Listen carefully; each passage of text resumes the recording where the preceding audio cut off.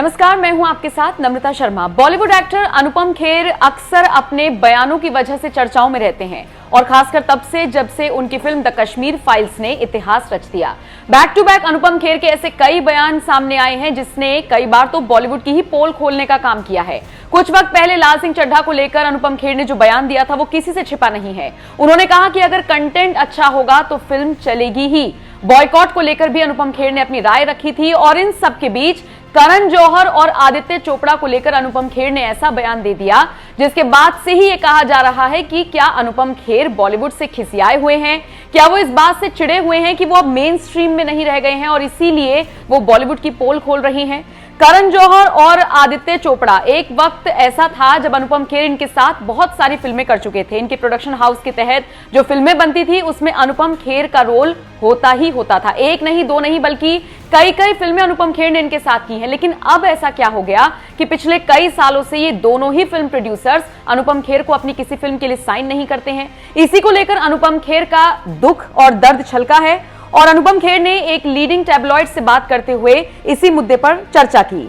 अनुपम खेर कहते हैं, मैं आज भारत में मेन स्ट्रीम सिनेमा का हिस्सा नहीं हूं।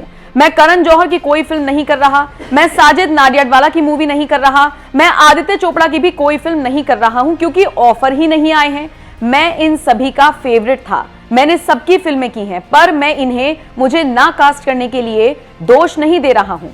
आगे अनुपम खेर ने कहा, जब इन लोगों ने मुझे अपनी फिल्म में लेना बंद किया तो मैंने एक अलग रास्ता चुना। मैंने साउथ सिनेमा की ओर रुख किया, फिर मैंने सूरज बड़जात्या की ऊंचाई भी की। अनुपम खेर ने कहा, मैं ये भी कह सकता था कि अरे यार, जो किसी जमाने में मेरे करीब थे अब मुझे फिल्मों में लेते ही नहीं, मैं क्या करूं, मैं तो बर्बाद हो गया। बेशक मुझे तकलीफ होती है, दुख होता है सोचकर कि कभी मैं इनकी फिल्मों में काम करता था लेकिन अब ये मुझे अपनी फिल्मों में नहीं लेते। लेकिन उन्होंने कहा कि ये जिंदगी है और ये ऐसे ही चलती रहती है। अनुपम खेर ने आगे कहा, अपने दोस्तों के लिए बुरा जरूर लगता है मुझे, लेकिन किसी तरह की शिकायत मुझे नहीं है। जब एक दरवाजा बंद होता है तो कई दूसरे दरवाजे और खिड़कियां खुल जाते हैं। अब अनुपम खेर का ये जो लंबा चौड़ा बयान सामने आया है, इसने कहीं ना कहीं करण जौहर और आदित्य चोपड़ा पर सवाल खड़े कर दिए हैं। और ऐसा इसलिए क्योंकि एक वक्त था जब अनुपम खेर के बिना कोई फिल्म नहीं होती थी और अब अनुपम खेर से इन दोनों ही स्टार्स ने दूरी बना रखी है।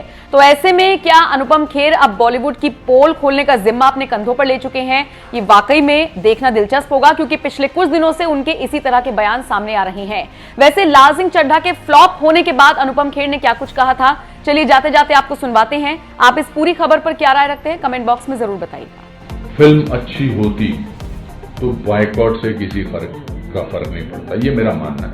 अगर हम लाल सिंह चड्ढा की बात कर रहे हैं, हो सकता है कि लोगों को पसंद नहीं आए, वर्ड ऑफ माउथ बहुत इंपॉर्टेंट होता है। हो सकता है उस बॉयकॉट की जो प्रतिक्रिया थी शायद उससे कुछ 5-10 प्रतिशत नहीं गए होंगे, पर अगर 95% गए हैं तो बाहर आके उन्होंने बोला होगा भी देखो अच्छी पिक्चर है। तो अच्छी चीज अपना रास्ता किसी ना किसी तरीके से ढूंढ लेती है और तो इसलिए आई डोंट थिंक और सबको अभिव्यक्ति की आजादी, आप ये थोड़ा कह सकते हैं कि कौन है ये लोग जो उनको लगा उन्होंने ऐसा किया होगा।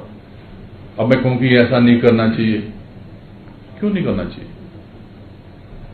बाइकॉट बहुत सा मेरे बारे में बहुत सारी नेगेटिव चीजों के बारे में तब तो मुझे किसी ने डिफेंड नहीं किया, तो मैं किसी को ऐसा नहीं कि मैं किसी को डिफेंड नहीं करना चाहता, बट आजादी की अगर आप बात करते हैं, फ्रीडम ऑफ एक्सप्रेशन की बात करते हैं, तो फिर आपको आज के ही तरीके से अपनी लड़ाई लड़नी पड़ेगी। अच्छा काम होगा तो 100%। अब आमिर खान साहब ने एक स्टेटमेंट जो दी थी 2015 में इंटॉलरेंस के बारे में, उसके बाद उनकी दंगल फिल्म बहुत अच्छी थी मगर बहुत चली। पीके फिल्म भी शायद उसके पहले ही उसके आसपास ही चली थी, पर हो सकता है कि पिछले दिनों लोगों को ऐसा लगा होगा कि यार ऐसा तो नहीं करना चाहिए। हो सकता है कि उनको लगा कि सीरिया में शूटिंग नहीं करनी चाहिए, जो हमारे देश में के बारे में अच्छी बातें नहीं करती हैं। But in spite of that fact, पहली बात तो मैं कहना चाहता हूं कि दुनिया में हिंदुस्तान से ज्यादा टॉलरेंट देश कोई नहीं है। दुनिया में जो जितना फ्रीडम ऑफ एक्सप्रेशन हिंदुस्तान में है, भारत में है, इंडिया में है, उससे बड़ा मैं सब जगह ट्रैवल कर चुका हूं, काफी देशों में नहीं है। तो कभी कभी आप as a person, as a personal responsible person, you have to be careful what you say, because millions of people are following you. Millions of people are following you. So when you make a careless statement about the country, then it can sometimes boomerang.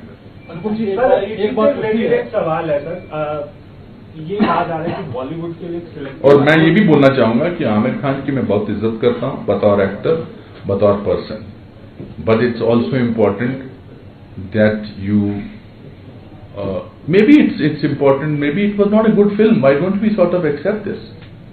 Maybe it was not, I have not seen the film. मेरी कितनी अच्छी फिल्में नहीं चली हैं, मुझे लगता है एक्सीडेंटल प्राइम मिनिस्टर मैंने बहुत मेहनत से की थी, नहीं चली। कश्मीर फाइल्स को लेकर कितने विरोध चले हैं, ट्रेंड हर रोज ट्रेंड होता था, फ्रॉड फिल्म है। असेंबली से चीफ मिनिस्टर ने बोला इसको यूट्यूब पे डाल दो, बाकी लोगों ने बोला ये गलत है फिल्म, पर चली ना, हमने तो नहीं किसी को दोष दिया। जो फिल्म चल, और वो फिल्म में तो कोई ऐसा एंटरटेनिंग भी नहीं था।